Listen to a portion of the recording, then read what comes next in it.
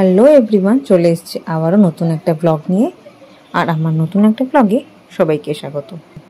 আগের ব্লগে তোমরা দেখেছো যে আমরা রোরাথাঙে সবেমাত্র প্রবেশ করেছি। আর আমরা আসার আগেই শুনেছিলাম যে আজকের জায়গাটা অনেকটা বেশি সুন্দর, আজকের হোমস্টেটা অনেকটা সুন্দর। তো আমাদের আজকের ঠিকানা হলো দ্য রিভার ভিউ হোমস্টে, আর যেটা একদম নদীর পাশাপাশি। এত সুন্দর জায়গাটা, আমি তো ঢুকেই একদম প্রেমে পড়ে গেছি। কারণ তোমরা জানো আমি গাছপালা কতটা ভালোবাসি, আর তার মধ্যে সামনে এত সুন্দর সাজানো ফুলের বাগান আমার প্রথমেই মন কেড়ে নিয়েছে। যাই হোক, তারপরে রিসেপশানে আমরা একটু কথা বলে আমরা চলে এসেছি ওপরে। আর আমরা আমাদের রুমগুলো দেখছি। এটা হলো আমার রুমটা, আমাদের দুজনের রুমই পাশাপাশি আছে, আমার আর দিদি। আর এসে জানলাগুলো একটু খুলে নিলাম, পর্দাগুলো সরিয়ে দিলাম। আর বাইরে কী পরিমাণে যে হাওয়া দিচ্ছে সেটা আর বলার নয়। ওয়েদারটা জাস্ট দারুণ লাগছে, একদম গরমও না আর শীত তো নয়। আগের দিন আমরা অনেকটা ঠান্ডা ঠান্ডা লাগছিল সিলারিগাঁওতে, কিন্তু আজকের ওয়েদারটা ভীষণ সুন্দর।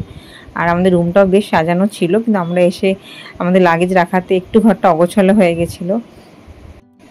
পরে না রুমটা আবারও সুন্দর করে ঘুরিয়ে দেখানো যাবে। আর যখন আমরা আমাদের ট্যুর প্যাকেজ ঠিক করছিলাম তখন আমাদের রুমগুলো দেখে বা আমাদের হোমস্টেটা দেখে ভীষণ পছন্দ হয়েছিল। আর সামনে থেকে দেখে তো খুবই ভালো লাগছে। আর এটা ছিল আমাদের টয়লেটটা, একদম নিট অ্যান্ড ক্লিন। আর যেটা সবচেয়ে অবাক করা বিষয়, বিরাট বড় একটা লম্বা জানলা ছিল, যেটা দিয়ে আলো তো ঢুকছিল আর খুব হাওয়াও দিচ্ছিল। ওয়েদারটা সেদিনকে বেশ খুব হাওয়া হাওয়া দিচ্ছিল। তো আমরা এবারে তালা দিয়ে একটু বেরিয়ে পড়লাম, একটু বাইরের দিকে যাওয়া যাক। তো চলো একটু বাইরের দিকে যাই, দেখি দিদিরা মনে হয় এখন যাবে না।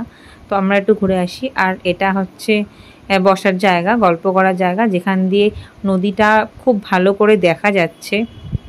ওই দেখো, একদম এখানে এলেই নদীর জলটা যে এত সুন্দরভাবে বয়ে যাচ্ছে সেটা দেখা যাচ্ছে। বিকালে নাকি আরও ভালো বোঝা যায়, আরও আওয়াজটা নাকি স্পষ্ট হয়। তো নদীতে তো একটু পরে ঘুরবো। তো আমরা বেরিয়ে পড়েছি, রোদটা বেশ ঝলমলে উঠেছে। এখন আমরা যাচ্ছি পাশাপাশিগুলো একটু ঘুরে দেখতে। দিদির শরীরটা অনেক ক্লান্ত লাগছে, আমারও অনেক টায়ার্ড লাগছে। ও বললো চ একটু ঘুরে আসি, তো দেখি কোথায়। কিন্তু একটা ব্যাড লাগ, যেটা হচ্ছে আমাদের সুইমিং পুল আছে আমাদের এই হোমস্টেতে, রিসর্টটা। তো এখন সুইমিং পুলের তো জল শুকনো একদম। তোমার পাশে যে নদী আছে সেখান থেকে একটু ঘুরে আসি।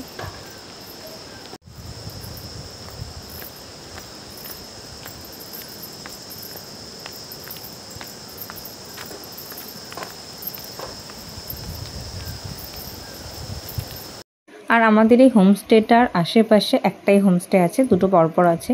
এছাড়া আর কোনো হোমস্টে নেই, লোকালয় নেই, একদম ফাঁকা পুরো একটা গাছপালা ঘেরা জায়গার মধ্যে, যেখান থেকে পাহাড় দেখা যাচ্ছিলো। পাহাড়ের মধ্যে গাছপালাটাই বেশি দেখা যাচ্ছিলো, ওই যে দূরের পাহাড় যেটা গাছপালা দিয়ে ঢাকা। আর মাঝে মাঝে যে গাড়ি যাচ্ছে পাহাড়ের ওপর দিয়ে সেটা দেখা যাচ্ছে। দেখো, দুটো হোমস্টে পাশাপাশি আছে। তো আমাদের সুইমিং পুলটা ওখানে একদমই জল নেই, ওটা দেখে আমার প্রথমে একটু মন খারাপ হয়ে গেছিলো। ভেবেছিলাম যে একটুখানি জলে নামা যাবে, কিন্তু সেই সৌভাগ্য হলো না। তো একটু সামনেটা নদীর কাছে ভাবছিলাম যাব, কিন্তু এতটা রোদ। আর সুরজিৎ বলল দিদিরা যখন আসবে তখনই আমরা নদীর কাছে যাব। তো এখান দিয়েও জলটা বয়ে গেছে, মানে এখান থেকে বইতে শুরু করেছে। চলো এখানটাই নামা যাক। আর কি সুন্দর জায়গাটা।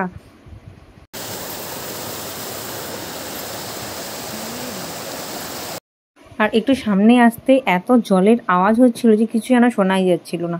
কিন্তু জলটা খুব যে পরিষ্কার সেটাও ছিল না, আবার একদম নোংরাও ছিল না। ওই দেখো দূরে কি সুন্দর একটা ব্রিজ, ওখানে নয় পরে যাওয়া যাবে।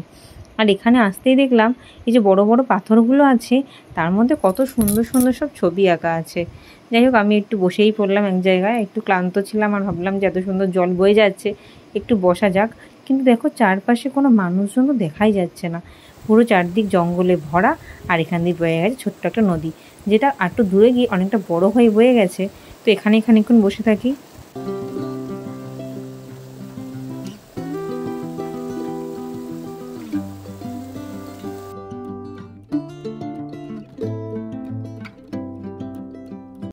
আর ওই যে পাথরের ওপর বসে যে দূর থেকে বীজটা দেখা যাচ্ছিল, আর সেখান থেকে একটু ঘুরে এলাম।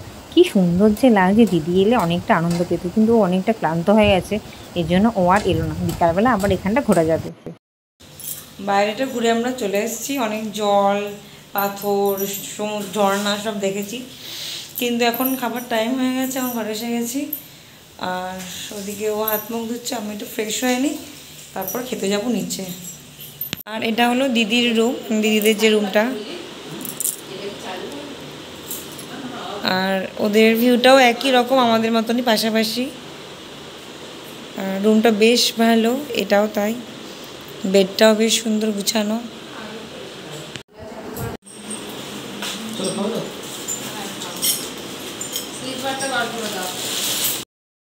গোপালদা বলছিল ওদের ঘরের লকটা নাকি একটু প্রবলেম করছে। যাই হোক, প্রথমে একটু প্রবলেম করছিল, তারপরে সেটা ঠিক হয়ে গেছে। আর দিদিদের রুমেও খুব সুন্দর জানলা দুটো আছে, সেখান দিয়ে ভিউটা দারুণ দেখা যাচ্ছে। ওর রুমের আবার বেডের পাশে বেড সাইড টেবিলও আছে, যেটা আমার নেই। আর এই দুদিকে দুটো জানলা আছে বড় বড়, তো আমাদের ভীষণ ভীষণ পছন্দ হয়েছে। আর এখন আমরা চলে এসেছি আমাদের দুপুরের লাঞ্চ করতে। আর এখানে আমরা বসে পড়েছি। আর এখানে জায়গাটাও দারুণ, মানে হোমস্টেটা এতটাই পছন্দ হয়েছে। আর যারা রোরাথাঙে যাবে একবার অন্তত দ্য রিভার ভিউ হোমস্টেতে থেকে দেখো, তোমাদের খুব ভালো লাগবে।